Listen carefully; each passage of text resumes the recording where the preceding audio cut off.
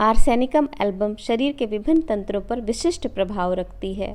पाचन तंत्र पर विशेष रोग लक्षणों के रहने पर इस औषधि में कठिन से कठिन रोगों को समाप्त कर देने की क्षमता होती है। उदर की विभिन्न पैथोलॉजिकल समस्याओं में आर्सेनिक को दिया जा सकता है,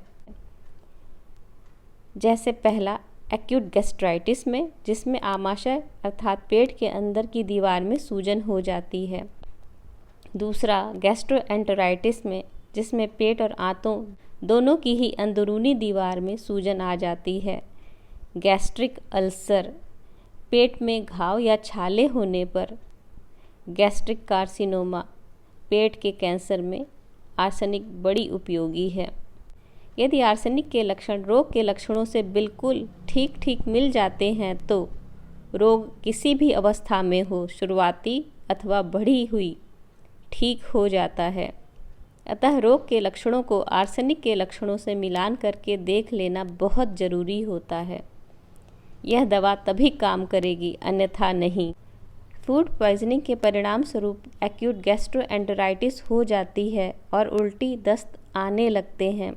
इस स्थिति में आर्सेनिक को दिया जा सकता है, परंतु हर उस स्थिति में जिसमें उल्टी और दस्त आ रहे हों वहाँ आर्सेनिक को नहीं दिया जा सकता।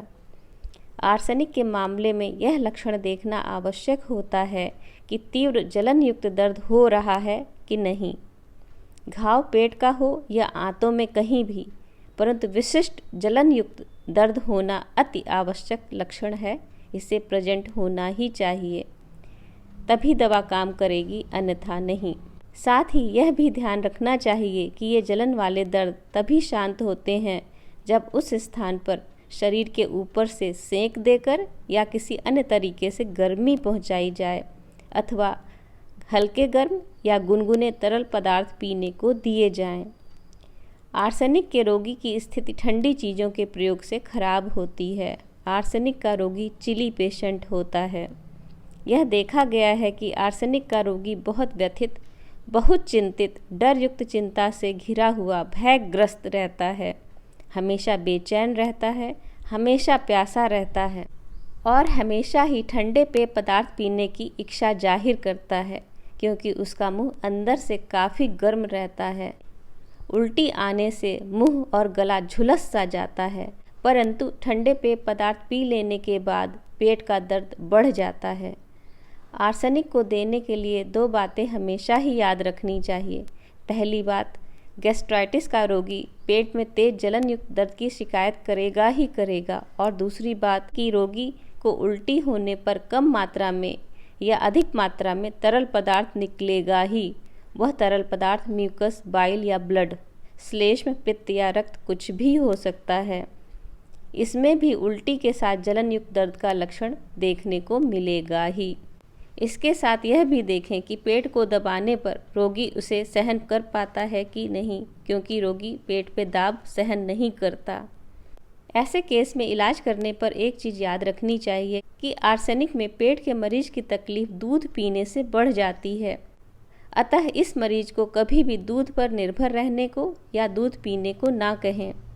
हाँ, रोगी को सिर्फ पानी पर निर्भर रहने को कहा जा सकता है, वह भी सिर्फ 48 घंटों के लिए। हालांकि मरीज को मीठी चीज़ें पसंद नहीं होती, फिर भी बहुत कम मात्रा में, चुटकी भर मात्रा में ग्लूकोज को पानी में डालकर दिया जा सकता है और वह इसे टॉलरेट भी कर लेता है। आर्सेनिक में बच्चों में एक विचित्र बात देखी गई है कि बच्चा मीठा गाढ़ा दूध आसानी से पचा लेता है और सहज रहता है, हालांकि उसे साधारण दूध पचाने में दिक्कत होती है। यह बात समझ से परे है, परंतु ऐसा ही होता है।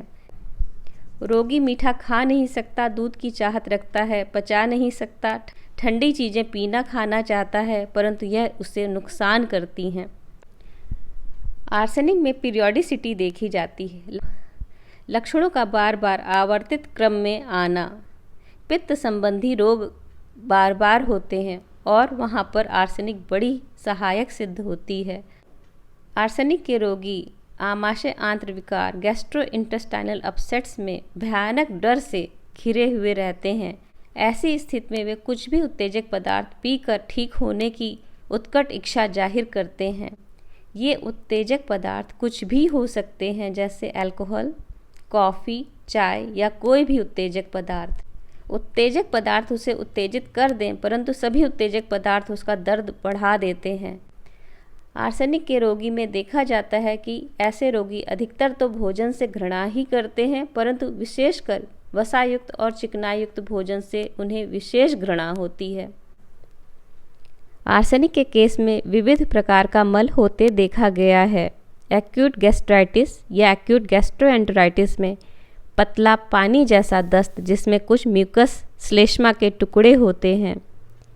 पित्त युक्त मल बिल्कुल कीचड़ के रंग का, जो कि एक्यूट हिपेटाइटिस होने पर होता है।